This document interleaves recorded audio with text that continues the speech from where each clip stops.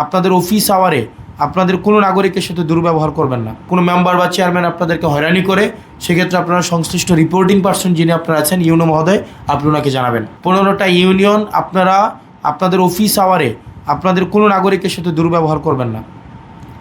কোনো নাগরিকের সাথে দুর্ব্যবহার করবেন না। প্রচুর পরিমাণ নারীদের অভিযোগ আছে, ওনারা যখন যায় আপনারা ওনাদের সাথে কথাও বলেন না, এবং ওনারা যখন যায় আপনারা ভয়াবহ রকমের দুর্ব্যবহার করেন।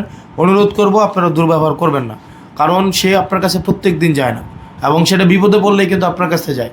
শুধু শুধু কিন্তু আপনার কাছে কেউ যাচ্ছে না, যাচ্ছে ইউনিয়ন পরিষদে যে যায় এটা কিন্তু বিড়ম্বনার মধ্যে দিয়ে যায়। বিদেশে যখন যায় একটা লোক, আর দেবিদ্বারের বেশিরভাগ মানুষ বিদেশে যায় কারা? একদম নিম্ন আয়ের মানুষগুলো যায়, মধ্যপ্রাচ্যে যে মানুষগুলো যায়, তো তারাই কিন্তু একটা ক্রাইসিস মোমেন্টে যায়। এবং এই যে হয়রানিটা, এটা যদি ইউনিয়ন পরিষদ থেকে এটা করেন আপনারা, এটা কিন্তু খুব বাজে হয়, এবং এই ক্ষোভটা কিন্তু তার সারাটা জীবন এই ক্ষোভটা থাকে। এবং যে কোনো কাজের জন্যই যাক, ওয়ারিশপত্রের জন্য যাক, এবং ওইখানে কি তহসিলদার অফিস আছেন একটা, ওই যে ওনারা ভূমি রিলেটেড কাজগুলো ওনারা করেন, এবং উনি তো হচ্ছে আপনার অধীনে, উনি এটা কি ডিফারেন্ট, এসিল্যান্ডের অধীনে না? ওইটাও এক ধরনের হচ্ছে বিড়ম্বনার এক ধরনের জায়গা। এখানে তহসিলদারেরও কাজ করেন, ওনাদেরও আন্তরিকতা আছে, আবার একই সাথে মানে ওনাদের ত্রুটিও আছে। একই জায়গায় জনগণও দেখা যায় কি তারাও মাঝে মাঝে ভুল করেন, তো এই ভুলগুলা নিজে করেন, এটাকে সংশোধনের জন্য ওনারা একটু বেলাইনে যাওয়ার চেষ্টা করে এবং টাকা পয়সা দেয়। তো ওনাদের সাথে আমরা কথা বলার চেষ্টা করবো, কারণ এই দুইটো অফিস নিয়ে সবচেয়ে বেশি অভিযোগ। তো আপনারা 15টা ইউনিয়নের আজকে 14 জন কর্মকর্তা আপনারা আজকে আসছেন। আপনার আজকে থেকে যা হয়েছে এতদিন হয়েছে, শুধু আপনার পুরা দেবিদ্বারে সেবা কতটুকু নিশ্চিত হচ্ছে না হচ্ছে, এটা কিন্তু সিংহভাগ নির্ভর করে আপনারা ইউনিয়ন সচিব বা প্রশাসনিক কর্মকর্তা যারা আছেন তাদের মাধ্যমেই।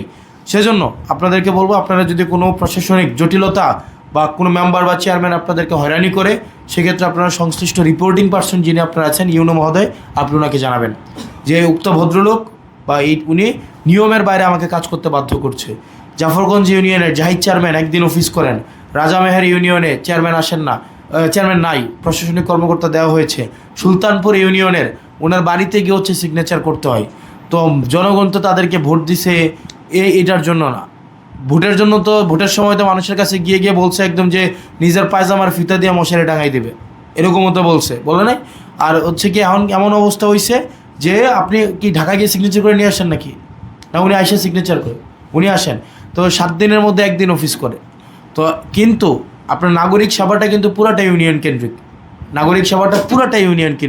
সেজন্য সংশ্লিষ্ট চেয়ারম্যান মহোদয় আপনাদের কাছে অনুরোধ করবো, আপনাদের জন্য অনেক কাজ আটকায় থাকে। তো আমরা যদি সবার টাস্ক যদি যথাযথভাবে না করি, তাইলে কিন্তু দেখেন মানুষের জনবিড়ম্বনা তৈরি হবে, আর জনবিড়ম্বনা তৈরির থেকে কিন্তু ক্ষোভ তৈরি হবে আপনাদের উপরে, এবং ক্ষোভ থেকেই যত অভিযোগ তৈরি হয়, এবং আপনারা যেটা করেন সেটা কিন্তু অভিযোগ আসে।